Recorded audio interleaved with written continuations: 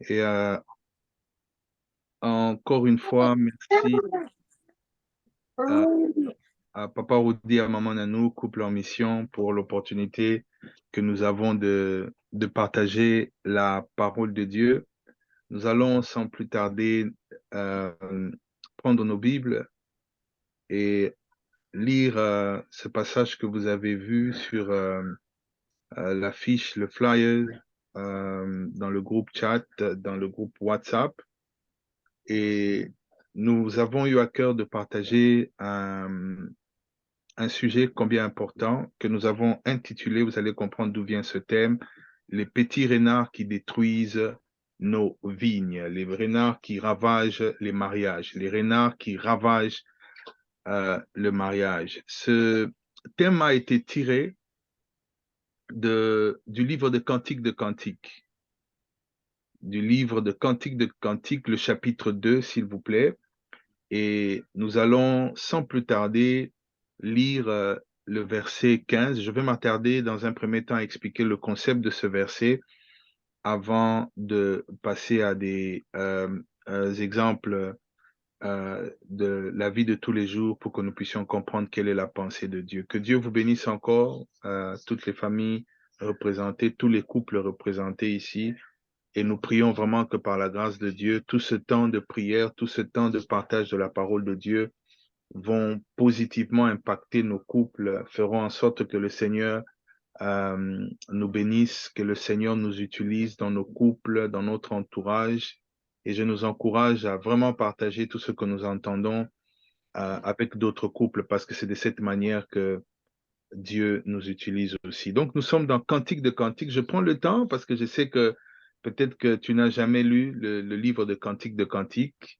Et donc, j'aimerais vraiment que nous puissions retrouver le passage Cantique des Cantiques et nous allons lire le chapitre 2, le verset 15, s'il vous plaît.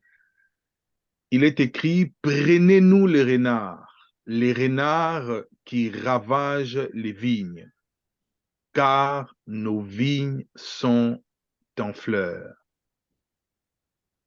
Lorsque vous lisez ce passage, lorsque vous lisez le chapitre 2 dans son entièreté et que vous arrivez à ce verset, vous vous rendez compte que ce verset sonne comme étant un appel au secours. C'est comme une prière, c'est comme un cri comment on dit, de secours, d'SOS. Prenez-nous les renards, les petits renards qui ravagent les vignes, car nos vignes sont en fleurs. Dans une autre version, il est dit, prenez-nous les renards. Oui, les petits renards qui ravagent nos vignes quand elles sont en fleurs. Une autre version dit, saisissez pour nous les renards, les petits renards qui ravagent les vignes alors que nos vignes sont en fleurs. Le texte est une conversation amoureuse quand vous le lisez. Et je vous encourage peut-être de le lire en couple. Vous allez vous rendre compte que c'est vraiment une conversation intime entre un homme et une femme. Et au milieu de cette conversation, il y a cette phrase qui vient comme ouvrir une parenthèse, comme un peu casser cette chaleur qu'il y avait où la tsunami est en train d'appeler au secours. La tsunami est en train de demander que la chasse aux renards se fasse dans cette conversation. C'est un texte qui paraît comme étrange dans une conversation. Cette conversation, comme je l'ai dit, romantique, intense, mais où il est question aussi, à un moment donné, de faire la chasse.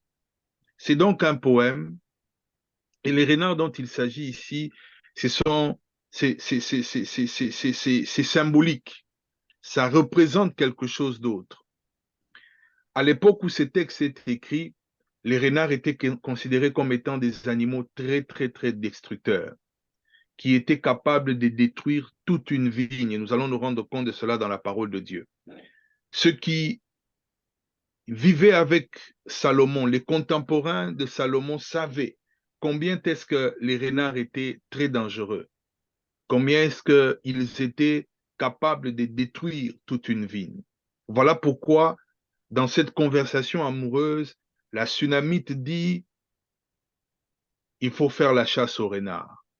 Il est important que les renards soient attrapés.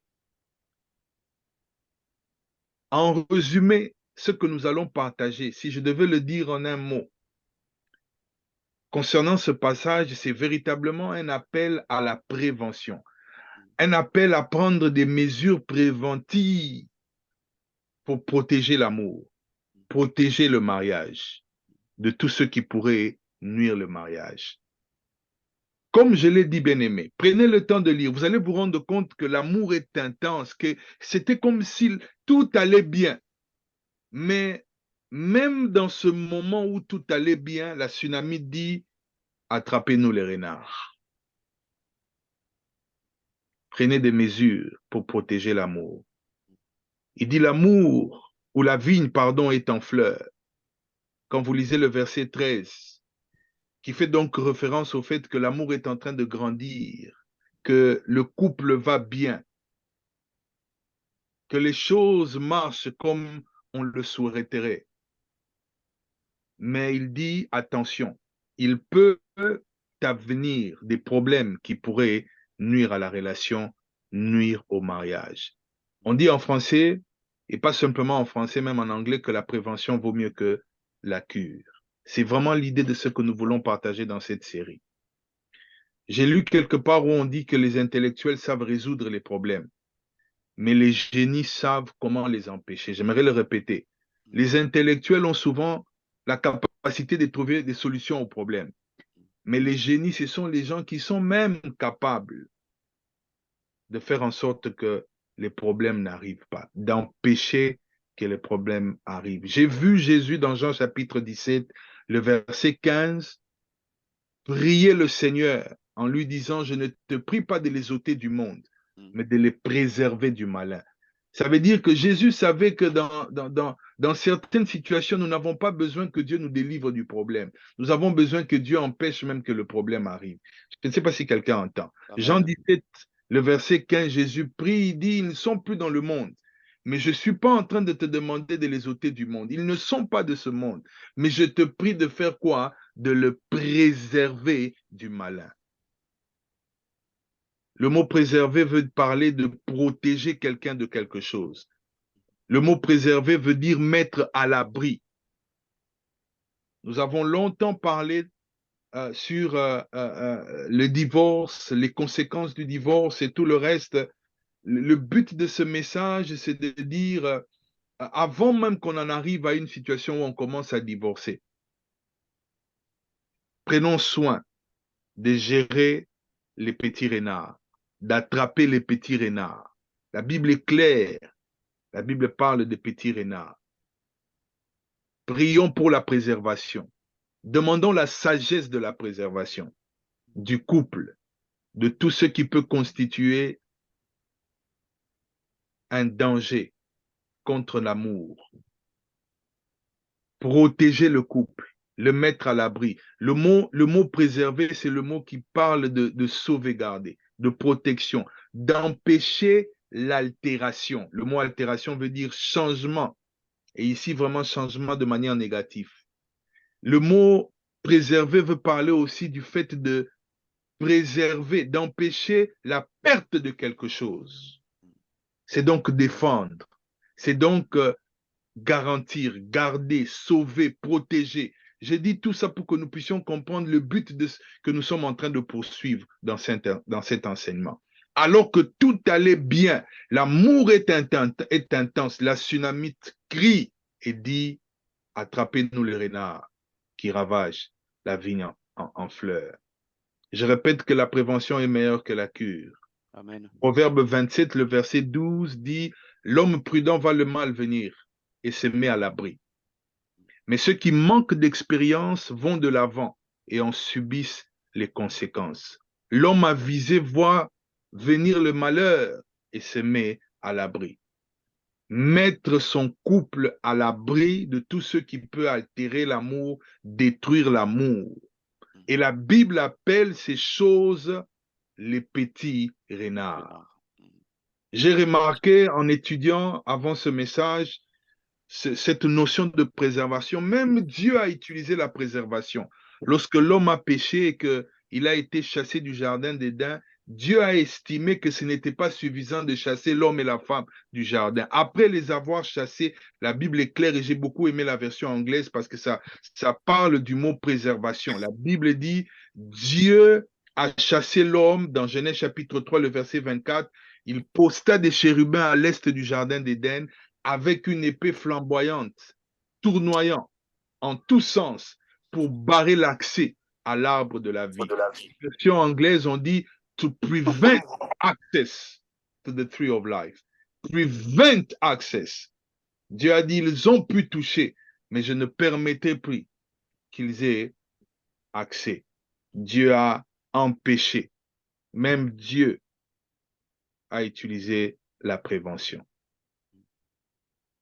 Les renards dans la Bible. Quand vous lisez l'histoire de Samson, vous allez vous rendre compte qu'à un moment donné, dans cette bataille qu'il avait contre les Philistins, la Bible raconte dans Juge chapitre 15 comment est-ce qu'à un moment donné, il a attaché 300 renards. Il les a attachés à la queue comme des torches et a allumé le feu pour aller détruire les camps des Philistins. Parce qu'il savait que lorsque les renards entrent dans un champ, ça peut être trop tard. Vous n'allez plus reconnaître les champs. Et c'est ce qui s'est passé.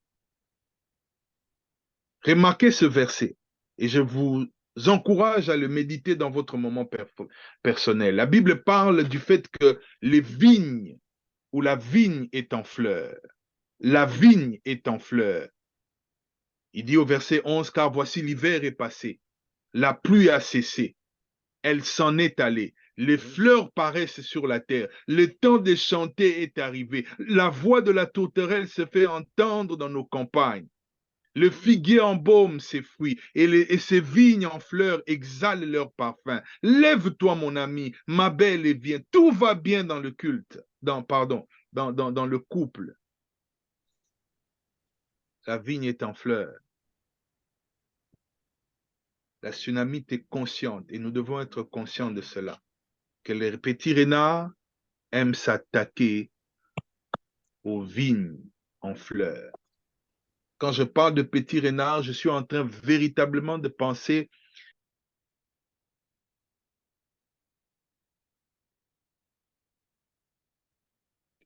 Pastor, you are on mute.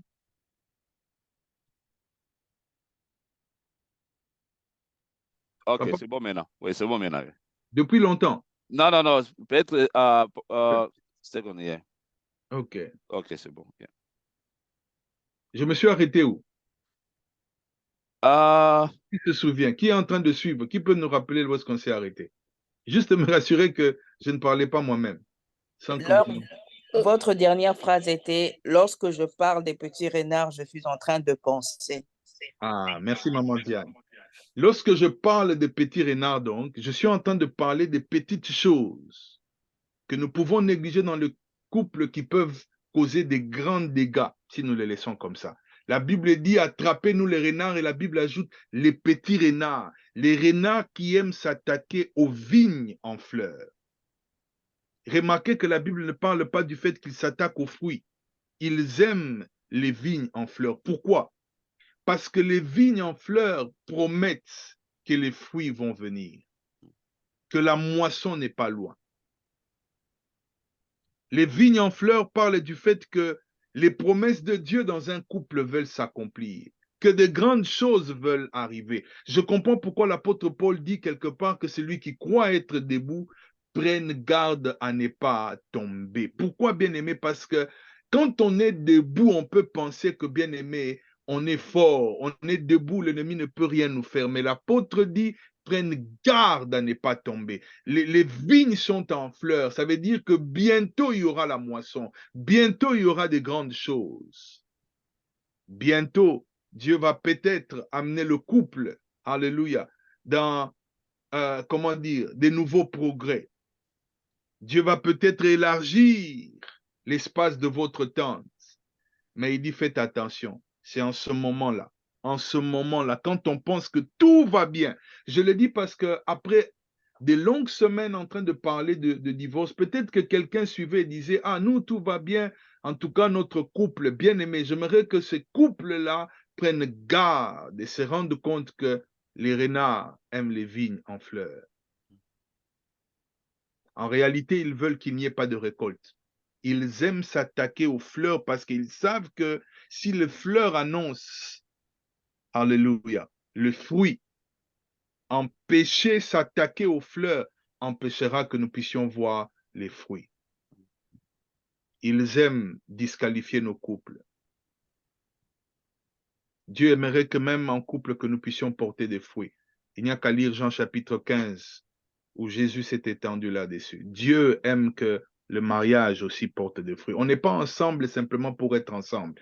Et vraiment, j'aimerais dire cela en tant que chrétien bien-aimé. On ne se marie pas simplement pour être ensemble. On se marie pour accomplir les desseins de Dieu dans notre génération. Quand Dieu met un homme et une femme ensemble, c'est pour que Dieu utilise ce couple pour être une bénédiction dans la vie des autres, pour porter des fruits. Et les fruits, c'est vrai, les enfants, mais il n'y a pas que les enfants biologiques. Alléluia. C'est pour porter d'autres enfants spirituels. C'est pour être des instruments dans la main de Dieu. Voilà pourquoi j'ai dit attention, les vignes sont en fleurs. Dieu veut faire de grandes choses. Dieu veut utiliser votre couple. Mais prenez soin de ces petits renards. Les vignes annoncent, les fleurs, pardon, annoncent la prochaine récolte, c'est-à-dire du vin nouveau. Vous entendez? Et la Bible parle dans le psaume 104, le verset 15, le fait que le vin réjouit le cœur. Le vin réjouit le cœur de l'homme, faisant plus que l'huile qui resplendit son visage. Donc, la vigne en fleurs est en train d'annoncer une joie future, quelque chose de bon, quelque chose de glorieux qui est en train de venir. Mais nous devons faire attention. Car, bien aimé, les renards viennent détruire la joie dans le couple. Les renards viennent détruire le bonheur dans le couple. Les renards viennent détruire la paix dans le couple. Le vin, et parlant de la vigne, le vin, comment dire, le fruit de la vigne, bien-aimé, c'est aussi l'image, bien-aimé, de la vie de l'esprit. Ça veut dire, bien-aimé, et c'est un aspect très important parce que nous sommes dans un cadre d'enfants de Dieu ici. Bien-aimé, les renards viennent attaquer la vie spirituelle du couple. Car le vin, c'est l'image de l'esprit aussi. Le renard vient attaquer la vie spirituelle du couple, leur relation avec Dieu. Car le mariage, bien-aimé, n'oubliez jamais, c'est une corde à 3 fils. Il y a vous, mais il y a aussi Dieu avec vous. Lorsqu'ils s'attaquent à la fleur, ils détruisent la joie, ils s'attaquent aux fruits de l'esprit dans votre vie. Et ne vous trompez pas, bien-aimés. Les fleurs annoncent que Dieu s'apprête à faire de grandes choses, comme je l'ai dit, de plus grandes choses dans votre relation. Quand je parle de renards, ce sont ces choses, comme je l'ai dit, qui peuvent nous sembler sans importance, mais qui peuvent empêcher de grandes réalités de s'accomplir dans notre vie, qui peuvent gâcher les raisins tendres de nos vies. Les renards, les petits renards laissés sans surveillance peuvent gâcher quelque chose d'important, peuvent gâcher une carrière, peuvent gâcher une vie dédiée à Dieu. Et ils feront toujours leur mieux pour accéder aux raisins, si vous ne vous les en empêchez pas. Et remarquez, bien-aimés, je l'ai dit, ils sont en fleurs. J'aimerais que vous puissiez comprendre de l'importance, bien-aimés, de veiller quand tout va bien. Vous savez, bien-aimés, dans la Bible, quand vous lisez l'histoire du rêve de Pharaon, quand il a eu ce rêve, bien-aimé, comment est-ce qu'il y aurait des vaches belles, grasses, et il a vu aussi dans sa vision les vaches laides. Quand Joseph interprète le rêve, il explique à Pharaon, premièrement, que ce qu'il a vu à 2 reprises, avec les vaches et avec les épis, maigre et tout le reste. C'était quelque chose qui devait arriver. Que Dieu avait décidé dans son plan que, bien aimé, il ne pouvait pas ne pas arriver. C'était ce que Dieu voulait faire. Et la Bible montre que, bien aimé, il fallait s'adapter, il fallait se préparer. Mais remarquez, bien aimé, les vaches laides qu'il avait vues dans le rêve venaient. Les vaches maigres venaient pour comment manger les vaches qui étaient en bonne santé. Lorsque nous négligeons ces petites choses, lorsque nous ne prenons pas soin de ces petits détails des fois dans le couple, bien aimé, les vaches maigres mangeront les vaches, alléluia, en bonne santé. Lorsque Joseph parle de ce rêve, il dit, quand la famine viendra, la famine viendra au point qu'on oubliera le temps de bonheur.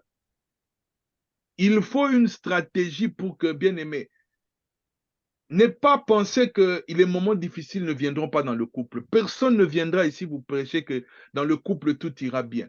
Mais la stratégie de Joseph était que préparons-nous, emmagasinons maintenant, faisons des provisions. Pourquoi, bien-aimé? Quand vous lisez ce texte, j'essaie de paraphraser, bien-aimé, c'est la réserve qui a amené la préservation. Je ne sais pas si quelqu'un m'entend. C'est la réserve qui a amené comment? La préservation. Il lui a dit, ça va arriver.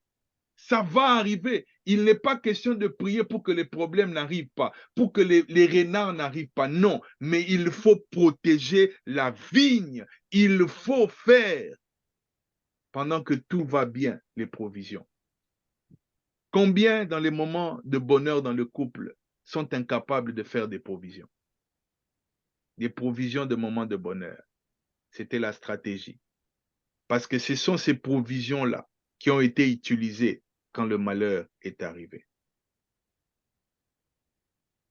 L'impact de la sécheresse ne s'était pas fait sentir à cause de la sagesse de cet homme, Joseph. Les petits renards, saisissez-nous les renards qui ravagent les vignes. Ils sont petits, la Bible dit, mais ils sont capables de causer de grands dégâts. Il y a des dangers potentiels dans les couples et nous devons être au courant de ces choses. Même quand tout va bien, il faut faire, et j'aimerais même insister, surtout quand tout va bien, qu'il faut prier et dire, Seigneur, protège notre vigne, notre amour des renards. Des petites choses sans importance peuvent gâcher, si nous ne prenons pas garde, la vie d'un couple. La Bible parle de ces renards en disant qu'ils sont capables de ravager, de détruire. Vous entendez? Le mot ravager signifie ici arracher les vignes, endommager, gravement détruire, poser des actions violentes, saccager, dévaster, apporter la désolation, anéantir. Ils sont petits, mais ils peuvent faire cela.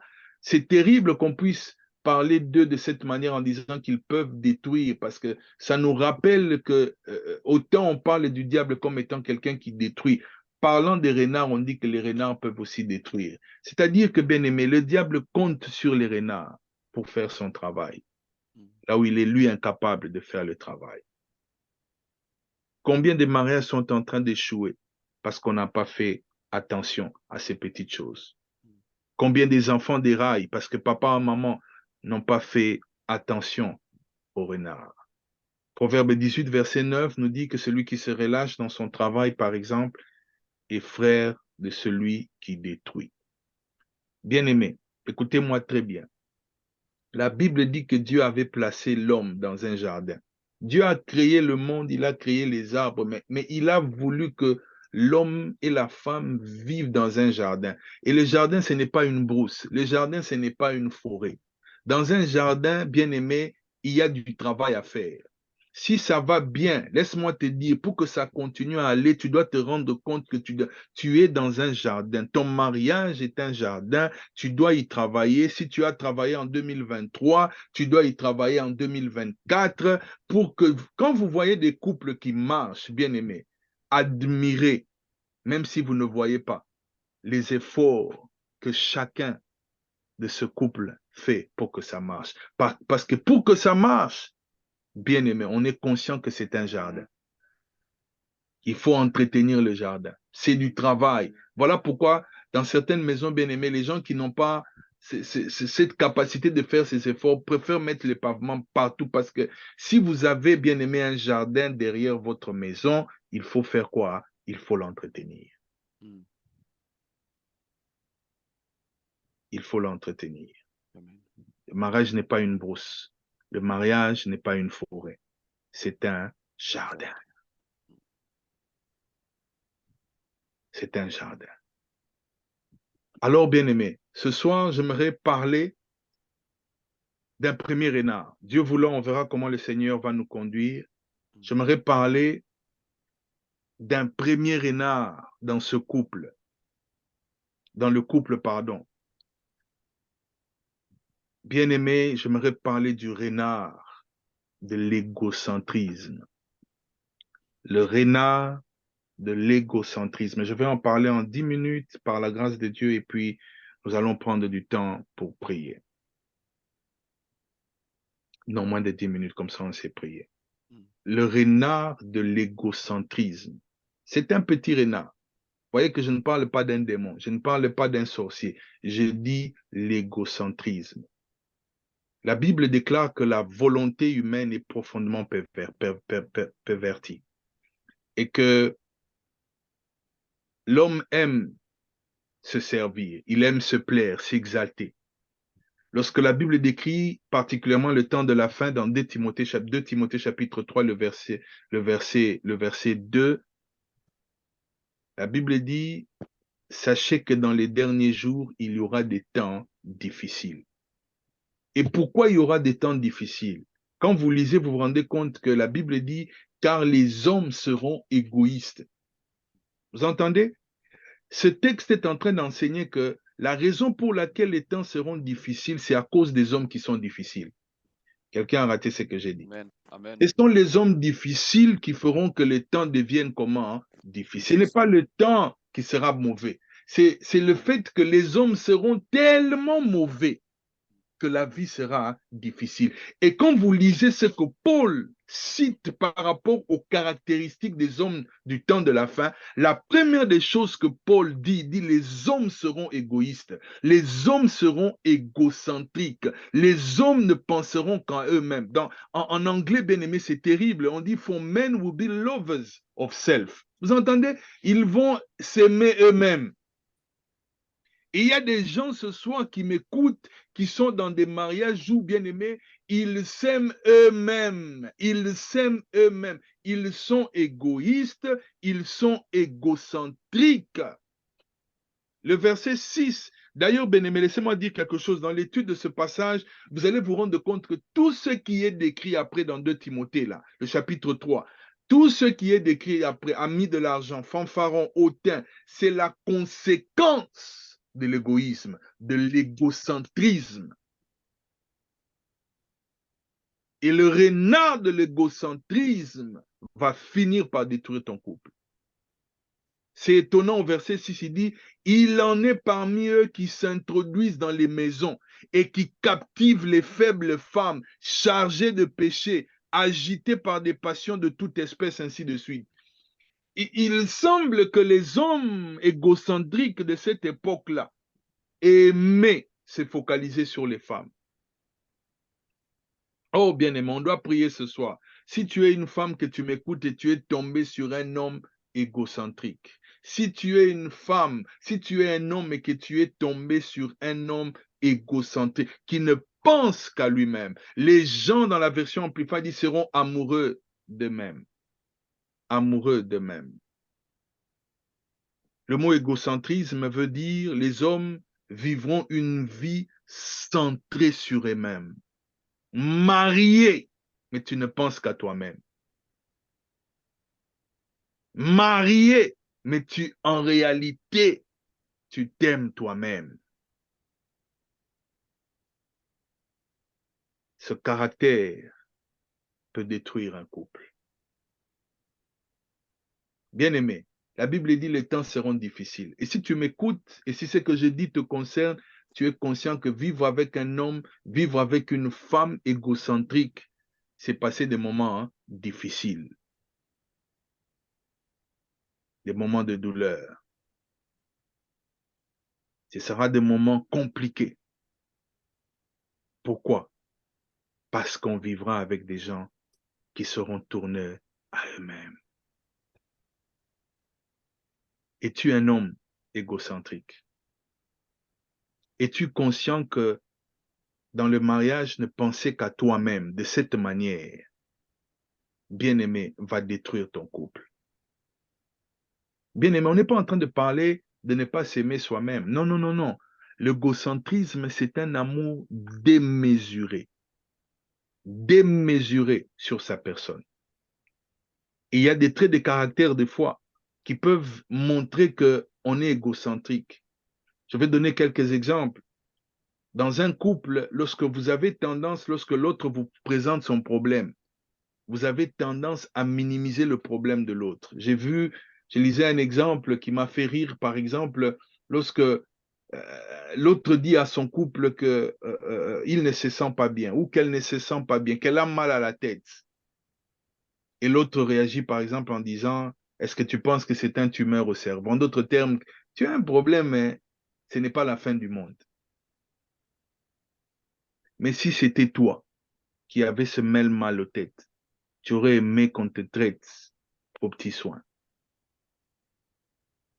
L'égocentrisme. Lorsque tu aimes que lorsque toi tu parles, qu'on s'intéresse à ce que toi tu dis. Mais lorsque l'autre s'ouvre, te parle, tu ne prêtes pas attention. Les hommes seront égocentriques. Égocentriques.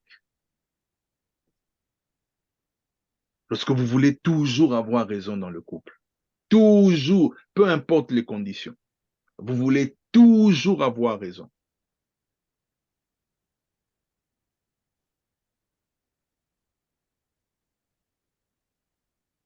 Ça rendra la vie difficile au couple. Vous pouvez minimiser ça au début du mariage, mais vous allez vous rendre compte que, bien aimé, ça va amener des dégâts dans votre mariage. Remarquez comment l'apôtre Paul parle. J'aimerais qu'on lise cela avant qu'on prie. Éphésiens chapitre 5.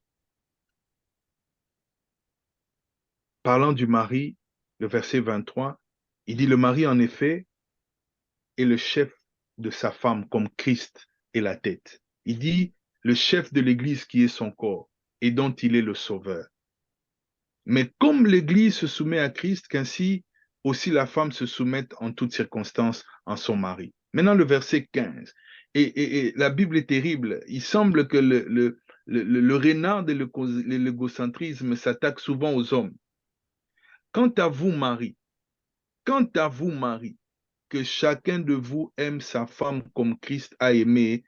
On ne peut pas aimer Christ, aimer Dieu et ne pas aimer sa femme comme on s'aime.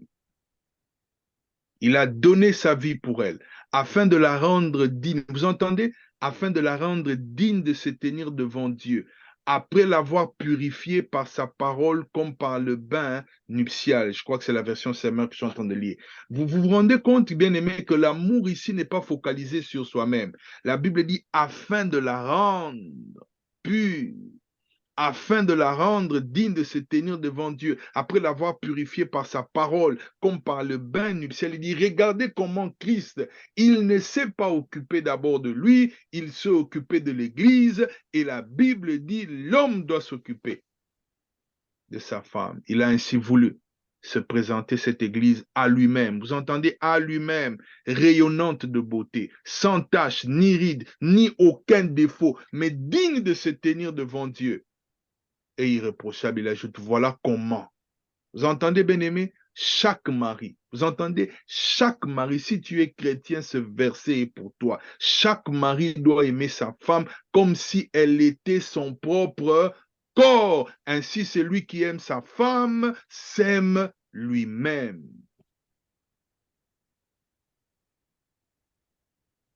Un mari égocentrique se concentre sur lui-même, sur son propre plaisir et sur sa chair plutôt que sur celle de sa femme. Je répète cela, se concentre sur lui-même, son propre plaisir. Et j'aimerais le dire, puisque nous sommes dans le cadre du mariage, même dans les relations intimes,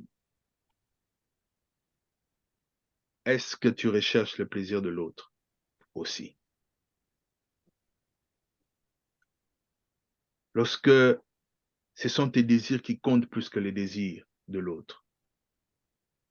Poursuivre ce que l'on aime, même si cela n'est pas sage, même si cela fera mal à l'autre. L'égocentrisme. Un petit renard, mais qui peut causer des dégâts dans le couple. Nous allons continuer prochainement, mais j'aimerais qu'on prenne le temps.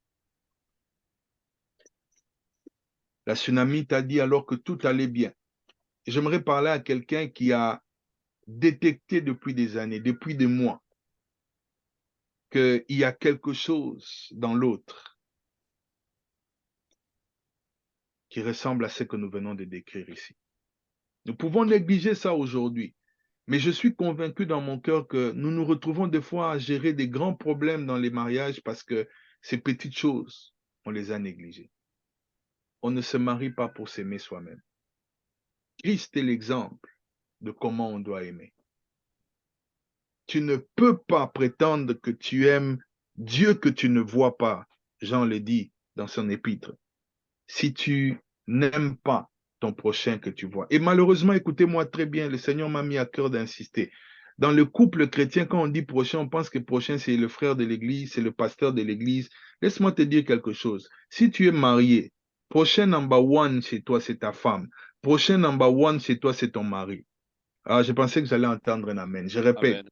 que chaque fois que tu liras prochain et que tu es marié, prochain numéro un chez toi, c'est ton mari, c'est ta femme. Le prochain, ce n'est pas le frère de l'église, ce n'est pas la sœur, c'est ton mari.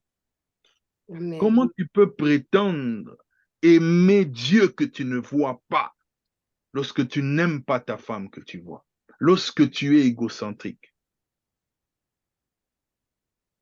Nous voulons prier ce soir pour nos cœurs. Nous voulons prier en disant, Seigneur, je pensais que je t'aimais alors que je me trompe, parce que un égoïste n'aime pas Dieu. J'aimerais le répéter. Un égoïste chrétien, c'est un signe que tu n'aimes pas Dieu, parce que Dieu n'est pas égoïste. La Bible dit Dieu a tant aimé qu'il a donné. C'est un petit renard, mais qui va... Personne ne peut vivre avec quelqu'un qui ne pense qu'à lui-même indéfiniment. Mais il faut que tu pries ce soir. Si ce n'est pas toi l'égocentrique, peut-être que c'est ton mari. J'aimerais que tu l'apportes ou que tu le portes, pardon, devant le Seigneur en disant, délivre. La Bible dit, il faut attraper le renard, il faut sortir, il faut attraper ce renard de l'égocentrisme. Le diable sait qu'il peut causer des dégâts terribles lorsqu'il est dans le couple. Est-ce qu'on peut élever nos voix et commencer à prier le Seigneur? Prie de tout ton cœur. Alléluia. Que le jardin de ton mariage soit préservé. Or, peut-être qu'il n'y a pas d'égocentrisme, mais prie que le Seigneur vous protège de tout égocentrisme. Alléluia. D'une relation où, bien aimé, tout est centré sur une personne, où ce n'est jamais la vie de l'autre qui compte, où l'autre est minimisé, où l'on pense qu'à soi, où l'autre rend la vie difficile à son conjoint à cause de l'ego. Peut-être que, bien aimé, tu aimes ton mari, tu aimes ta femme, mais chaque fois que tu regardes à cet égocentrisme, tu te dis, si seulement Dieu pouvait enlever ça de son cœur. Alors, j'aimerais que tu pries ce soir. J'aimerais que tu pries ce soir. J'aimerais que tu pries au nom de Jésus. Que prie de tout ton cœur pour ton mari, pour ta femme. Seigneur, que ce renard n'entre pas. Que ce renard n'entre pas. Alléluia. Amen. Que ce renard ne touche pas à notre foyer. Au nom de Au Jésus-Christ. nom de On ne Jésus. s'est pas marié pour avoir de l'amour pour soi-même. On s'est marié pour donner l'amour à l'autre. Alléluia. Alléluia. Pour donner l'amour à l'autre. Pour donner l'amour à l'autre. Pour donner l'amour à l'autre. Oh mon Dieu, prie le Seigneur. Rema Sika, Ikandebra, Sekaya Baba. C'est un renard qui peut ravager. C'est un petit renard, oui. Ce n'est pas un démon, mais c'est un trait de caractère qui peut détruire le couple. Et aujourd'hui, nous demandons la grâce de Dieu. Dis, Seigneur, enlève tout égoïsme de mon cœur. Même s'il y a une dose d'1%, Seigneur, enlève ça de mon cœur. Enlève ça de mon cœur. Je remets la parole à Papa Rudy. Mais prie le Seigneur, prie le Seigneur. Alléluia. Ribo satekere makai sande. Alléluia. Oh, ta grâce. Seigneur. Nous prions éternel pour chaque couple éternel. Nous prions afin que tu agisses, Seigneur. Agis dans chaque couple éternel. Seigneur, protège encore éternel notre Dieu, nos couples. Que nos couples éternels, notre Dieu, soient protégés éternel par toi, Seigneur. Que la main de Dieu, Seigneur, soit éternel, notre Dieu, sur chaque couple éternel connecté ce soir, Yahweh. Père éternel, notre Dieu, nous prions pour ta protection, Seigneur. Yahweh éternel, protège, Seigneur. Si les renards tentaient déjà en éternel, dans nos couples, Seigneur, Yahweh, nous prions afin qu'ils soient éternels en dehors éternel de nos couples. Que nos couples soient préservés, éternel, notre Dieu, par toi. Que nos couples soient protégés par toi. Que nos couples, éternel, notre Dieu, Seigneur, soient gardés par toi, Seigneur. Seigneur, merci pour ces beaux messages. Merci pour ce message éternel. Merci éternel, notre Dieu. Cela montre que tu nous aimes et tu nous connais, Seigneur. Tu veux éternel que nos couples soient préservés. Tu veux que nos couples éternels soient gardés. Tu veux que nos couples éternels, notre Dieu, Seigneur. Yahweh éternel soit gardé par toi, Seigneur. Nous prions ce soir pour ta grâce, la faveur éternelle. Dans chaque couple éternel représenté ce soir, éternel, notre Dieu. Nous te disons merci. Merci pour tout. Que ton nom soit élevé.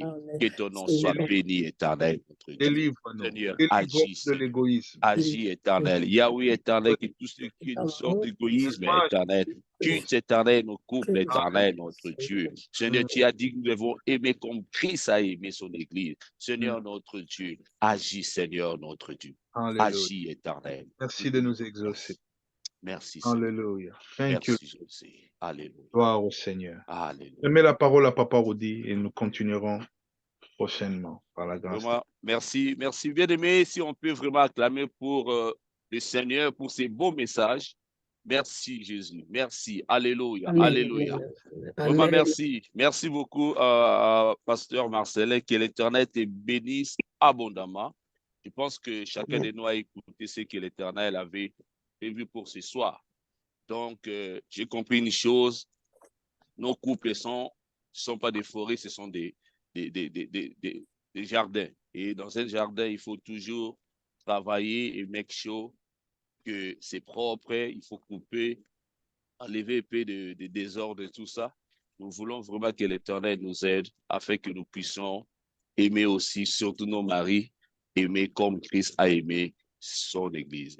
Bien-aimé, je bénis encore l'Éternel pour sa parole, ainsi que vraiment merci à chacun de nous pour votre présence. Vous êtes vraiment une bénédiction pour nous. Nous sommes couple en mission et nous nous réunissons chaque lundi de 20h45 jusqu'à 21h45, heure de Londres. Bien, je vais rappeler à nous tous que vraiment c'est un bon message qui va, par la grâce de Dieu, continuer.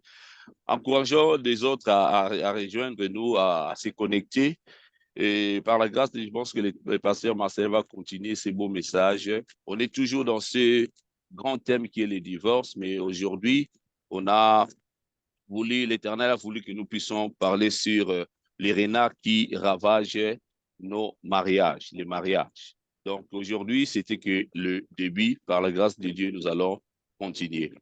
Alors, nous sommes arrivés à la fin. Je vais demander au pasteur Marcelin de bénir l'Assemblée et puis de recommander aussi la semaine prochaine notre réunion entre semaines. Que l'Éternel continuer à nous protéger. Et avant de passer, s'il vous plaît, une minute, avant de passer la parole au pasteur, je rappelle que cette année, nous aurons notre moment de prière intense pour clôturer l'année le lundi, le 28. Dans les 18 plutôt, les 18 décembre, c'est un lundi. Donc, nous allons passer vraiment un moment dans la prière. Nous allons prier, nous allons passer des moments à demander à Dieu merci pour sa protection et puis préparer l'année qui va commencer entre les mains de l'Éternel. Donc, le lundi prochain aussi, nous allons continuer à donner ces communiqués jusqu'au lundi de 18. Pasteur, je te donne la parole. Merci beaucoup. Merci beaucoup, Papa Rudy.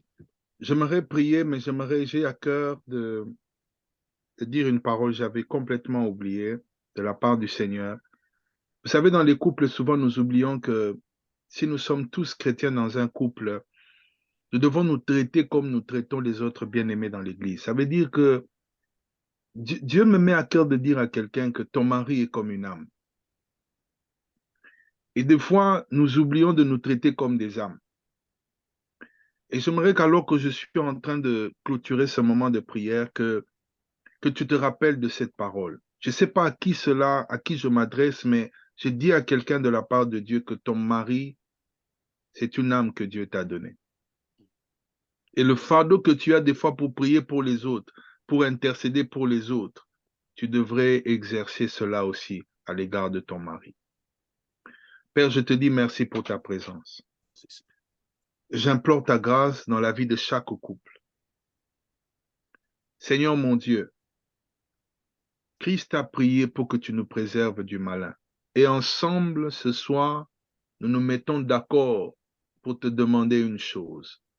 Préserve nos couples des renards au nom de Jésus-Christ. Seigneur, nous prions pour que, même en étant debout, que nous puissions rester éveillés par ta grâce. Nous abandonnons cette semaine entre tes mains. Nous te faisons confiance.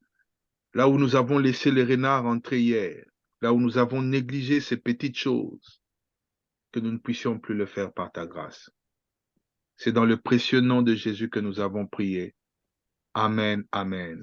Que Dieu vous bénisse abondamment. Merci à tout le monde. Amen. Merci. Je rappelle, il y a une question, quelqu'un a posé une question, mais faute de temps, les lundis prochains, nous allons répondre à cette question. Merci beaucoup et puis bonne nuit à tout le monde. Merci. Amen. Merci, bye bye. Okay, bye. Bye bye.